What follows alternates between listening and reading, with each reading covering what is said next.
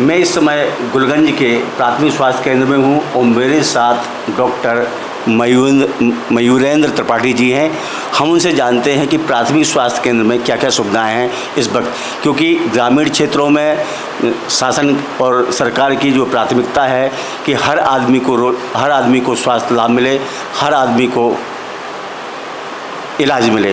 तो डॉक्टर साहब थोड़ा सा ये बताइए कि इस समय जो है अपने अस्पताल की क्या गतिविधियां हैं, क्या व्यवस्थाएं हैं। मेरा नाम डॉक्टर मयूरेंद्र कुमार त्रिपाठी है। मैं प्राथमिक स्वास्थ्य केंद्र गुलगंज में 2020 से पदस्थ हूँ। अभी फ़िलहाल इस समय तो सरकार द्वारा जो नियोजित एक कार्यक्रम चल रहा है जिसमें स्वस्थ नारी सशक्त परिवार, तो इस योजना के तहत अभी कार्यक्रम चल रहा है कि जितनी भी महिलाएं या गर्भवती महिलाएं हैं, उनको किसी भी प्रकार की कोई भी बीमारी पाई जाती है, जैसे हाइपरटेंशन, डायबिटीज़ है या अस्थमा है या कोई अदर बीमारी है या खून की कमी है, इन समस्याओं से जो भी परिवार जूझ रहा है उनको छोटे एक उप स्वास्थ्य केंद्र से लेकर स्वास्थ्य केंद्र तक पहुंचाना और यहां पहुंचाने के बाद उनको सारी सुविधाएं प्रदान करना।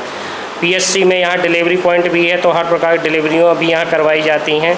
आईपीडी ओपीडी की भी व्यवस्था है, तो किसी भी प्रकार का मरीज आए यहाँ पर सभी प्रकार के स्वास्थ्य उनको दिए जाते हैं, मेडिकल सुविधाएं दी जाती हैं। और कुछ ऐसे गंभीर मरीज भी आते हैं जिनको काफ़ी समय से हाइपरटेंशन है, किसी को शुगर है, क्योंकि चूँकि ये प्राइमरी स्वास्थ्य केंद्र है तो लोगों क्या बाहर जाने का उतना रुझान रहता नहीं, तो हम यहीं पर उपचार कोशिश करते हैं उनका उपचार समय से किया जा सके। अच्छा डॉक्टर साहब ये बताइए कि प्रतिदिन कितनी डिलीवरी केसेस यहाँ हो जाते हैं।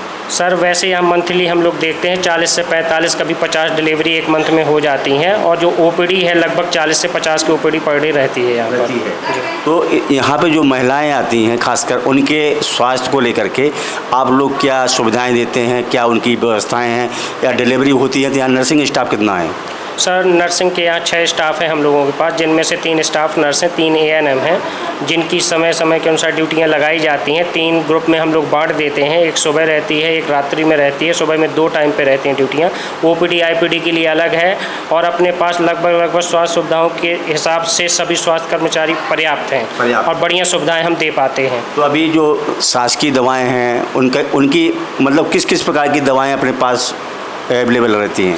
सर अपने यहाँ पर तो लगभग हर प्रकार की दवाइयाँ मिल जाती हैं। जैसे किसी को हाइपरटेंशन है उसके लिए भी है, किसी को शुगर है उसके लिए भी, अस्थमा है, कोई भी किसी को बैक्टीरिया वाला इन्फेक्शन भी है, जो सीजनल फ्लू भी होते हैं उनके लिए भी लगभग सारी प्रकार की दवाइयाँ हमारे यहाँ पर्याप्त मात्रा में मिल जाती हैं। तो ओपीडी जो है हम देखें कि पिछले कई सालों पहले जो है इस अस्पताल की हालत ख़राब थी।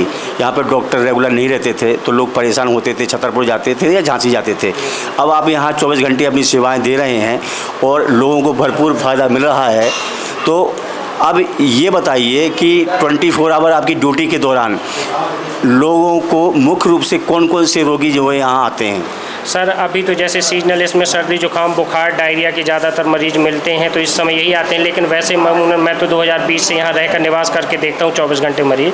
तो यहाँ पर तो शुगर के भी मरीज आते हैं, बीपी के भी आते हैं, अस्थमा के भी आते हैं। कई कुछ ऐसे ट्रक हैं जिनको कैंसर संबंधित भी कुछ चीज़ें रही, हमने उनको एनालिसिस के लिए बाहर भेजा भी। तो यहाँ तो लगभग हर प्रकार के दाद खुजली फंगल इन्फेक्शन के बहुत सारे मरीज हैं यहाँ पर। उनके लिए जो भी सुविधाएं बेस्ट हो सकती हैं ग्रामीण एरिया के तहत हम सब लोग देने की कोशिश करते हैं। अच्छा ये बताइए कि जो है जब से आप पदस्थ हुए हैं उसके बाद से जो है आपने क्या क्या परिवर्तन किए, क्या क्या सुविधाएं जुटाई और क्या कमियां हैं अभी हॉस्पिटल में जो होना चाहिए। सर मेरे आने के बाद सबसे पहले मैं देखा कि यहाँ 6 या 7 मरीज आते थे सिर्फ। तो उसके बाद मैंने तो पहले ये ध्यान देना शुरू किया कि ऐसा क्या कारण है जिससे मरीज नहीं आया। तो मरीजों के बीच जाने के बाद मुझे पता चला कि समय से डॉक्टर यहाँ उपस्थित नहीं रहते हैं। जैसे उनको चाहिए कि रात्रि में भी डॉक्टर है, वैसे ओपीडी टाइम तो सारे डॉक्टर रहते थे, लेकिन इसके बाद उन्हें लगा कि रात में भी हमें सुविधाएं मिले ताकि हमारा भरोसा एक बन पाए। तो मैंने यहाँ निवास करके रहना शुरू किया। जब करना शुरू किया तो लोगों के अंदर थोड़ा सा विश्वास जगा, लोग आना भी यहाँ पर शुरू कर दिए। लेकिन कुछ समय क्या कि जैसे कुछ यहाँ पर ग्रामीण एरिया में झोला छाप जिनको बोलते हैं, उन डॉक्टरों का क्या है कि उनको अपनी ओर खींचते हैं और उन लोगों को हायर एंटीबायोटिक और डोज में देते हैं और स्टेरॉयड भी बहुत ज़्यादा देते हैं।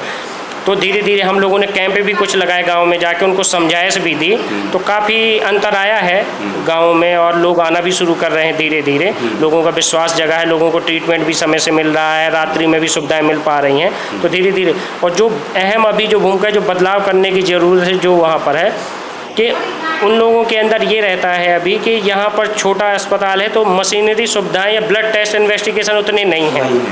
इसके लिए उनको वहाँ जिला अस्पताल जाना पड़ता है। एक्सरे नहीं है, सोनोग्राफी नहीं है, अदर ब्लड इन्वेस्टिगेशन के लिए कोई नहीं है टेस्ट, क्योंकि अपने यहाँ नॉर्मल BP शुगर तो हो ही जाता है आराम से, HB भी हो जाता है, कुछ मात्रा में अपने टाइफाइड सिफिलिस के भी केस में हो जाते हैं कहते, लेकिन जो पूरी सुविधाओं के रूप में तो बड़े अस्पतालों में ही मिल पाती है मशीनरी सुविधाएँ, तो इसके लिए हमें भेजना पड़ता है। इसलिए उनको ये लगता है कि यहाँ उतनी सुविधा नहीं है जितनी छतरपुर में है, और ये कहीं ना कहीं सच है कि उतनी सुविधाएँ यहाँ पर हम लोग नहीं दे पाते हैं, क्योंकि वो सारी सुविधाएँ नहीं हैं। अच्छा डॉक्टर साहब, जो आपने बताया कि झोला छाप डॉक्टर, क्योंकि इस क्षेत्र में झोला छाप डॉक्टर बहुत ज़्यादा हैं और बहुत सक्रिय हैं, तो लगातार जो है लोग काम करते हैं क्षेत्रों में, गरीब लोग भी होते हैं, अनपढ़ लोग भी होते हैं, अशिक्षित होते हैं, जिनको ये जानकारी नहीं होती कि हमको इनसे इलाज करवाना चाहिए नहीं करवाना चाहिए।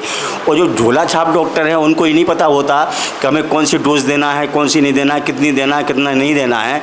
तो आप लोग जो है ऐसे झोला छाप डॉक्टर्स पर जो है क्या अभियान चलाते हैं, कोई एक्शन लेते हैं नहीं लेते हैं, या आपने कभी जो है ऊपर अवगत कराया कि नहीं कराया?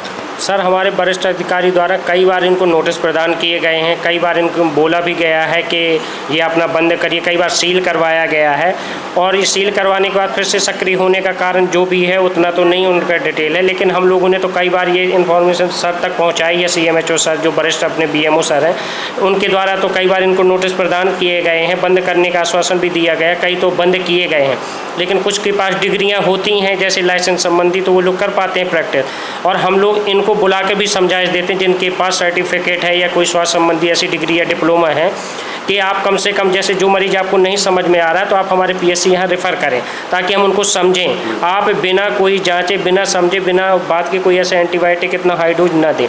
तो समझाने के बाद थोड़ा तो परिवर्तन आ रहा है, लेकिन कहीं ना कहीं लोगों की भी गलतियाँ कुछ पाई जाती हैं। लोग भी इतने जागरूक नहीं हैं, उनको जितना समझाया जाता है उसके बाद फिर भी वैसे करते हैं कि वहाँ जाके इंजेक्शन, एक गाँव में एक मिथ है बहुत बड़ा, यहाँ पर लोगों को इंजेक्शन चाहिए।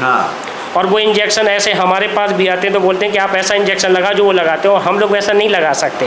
हम तो बीमारी के अकॉर्डिंग ही जितना डोज की ज़रूरत है, जितना उसका वजन है, जितनी एज है, उस ग्रुप के हिसाब से लगाते हैं। तो कई धीरे धीरे परिवर्तन तो हो रहा है। तो निश्चित तौर पर देखें आपकी परिवर्तन हो रहा है, और गुलगंज का जो प्राथमिक स्वास्थ्य केंद्र है वो काफ़ी प्रगति की ओर है, और आगे हम देखते हैं और व्यवस्थाओं का जायज़ा लेते हैं और बताते हैं आपको कि यहाँ किस प्रकार की व्यवस्थाएँ हैं। आप कब आई थी भाई? क्या घर जाइए आपको क्या दिक्कत है? मेरे बच्चे की तबीयत खराब है। तबीयत खराब है? हाँ। कब आई थी आप? हम आए थे 1 बजे। अच्छा, कभी दिखाना है बच्चे को? दिखा चुके हैं। दिखा चुके हैं? हाँ। आराम है ना? हाँ आराम है। अम्मा जी कैसी आई? तबीयत ठीक नहीं है, 30 हुआ है, जो सर्दी जुकाम है। इलाज होगा? OIC छतरपुर पन्ना, और ये इस SNSP और स्वच्छता पखवाड़े के अभियान के लिए मैं दौरे पर निकला हूँ। अभी आज मेरा दौरा इस गांव में है, और इस PSC पर मैं अभी ये विज़िट पर आया हूँ। इसके पहले मैं पन्ना 3 उप स्वास्थ्य केंद्र, एक प्राथमिक स्वास्थ्य केंद्र, एक अपने ब्लॉक हॉस्पिटल्स और एक डिस्ट्रिक्ट हॉस्पिटल, यहाँ मैं विज़िट करा, और वहाँ पर एक जो एक उप स्वास्थ्य केंद्र है उसके ऊपर मैं विज़िट किया हूँ, तो वो देवेंद्र नगर, तो देवेंद्र नगर में बहुत अच्छा मतलब हॉस्पिटल में उप स्वास्थ्य केंद्र का एक व्यवस्था थी, जिसका मैं आपको बताना चाहूँगा। डॉक्टर ने बहुत अच्छा प्रयास किया। डॉक्टर के पास में हेड काउंट थे, उसके पास मरीजों की संख्या अच्छी थी, 1 महीने में 300 मरीजों को वो इलाज करता था, तो बहुत अच्छा एक था। और अभी मैं इस हॉस्पिटल में अभी विज़िट करने के लिए प्राथमिक स्वास्थ्य केंद्र में आया।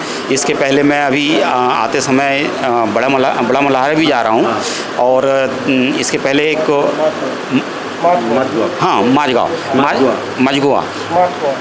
माधगुआ ओके, तो माधगुआ की विज़िट करके आया, तो वहाँ पे भी, तो वहाँ की एक जो प्रॉब्लम उन्होंने अभी बताई, वहाँ पे एक सिविल हॉस्पिटल बन गया है। वो सिविल हॉस्पिटल जो उन्होंने बनाया है, तो जो वहाँ के लोगों ने बताया कि सर इस साल पानी में डूब गया था ये। अच्छा। तो हमने देखा तो वो नाले के किनारे है, एक नदी है, उस नदी के किनारे पे वो बना हुआ है और वो डूब में है। तो अब ये बात हमको बतानी पड़ेगी, वो हर साल डूबेगा। अच्छा। जिस समय भी ज़्यादा बरसात होगी वो डूबेगा। इस साल डूबा था, तो मतलब अब वो, तो वहाँ के लोगों को निकलना मुश्किल हो गया था। तो ये एक बात है, तो जो इस प्रकार से चीज़ें हैं, तो जिसको हम अनगौर भी गए थे क्या? अनगौर ये पास में पड़ता है गुलगंज के पास? नहीं, अनगौर नहीं गए। तो आप यहाँ से अनगौर भी जाकर के थोड़ा सा देख लीजिए। अनगौर, हाँ ठीक है। ये सब जानकारी है कि वहाँ पर डॉक्टर रेगुलर नहीं रहते हैं। ओके। छतरपुर से अप डाउन करते हैं। हाँ। तो पब्लिक वहाँ परेशान है। ठीक है, तो हम वहाँ चले जाएंगे, वहाँ देख लेंगे। डॉक्टर देखेंगे। Okay thank you. तो आपने देखा ये हालात थे, हमारे साथ जो डिप्टी डायरेक्टर थे जो दौरे पे आए थे, उन्होंने सब पूरे ज़िले पन्ना छतरपुर ज़िले का भ्रमण किया और अस्पतालों का निरीक्षण किया। इसके बाद जो है उन्होंने जो अपडेट दिया है हमने आपको बता दिया है। तो देखते रहें बुंदेली बतौले और मैं हूँ राजेंद्र वर्मा।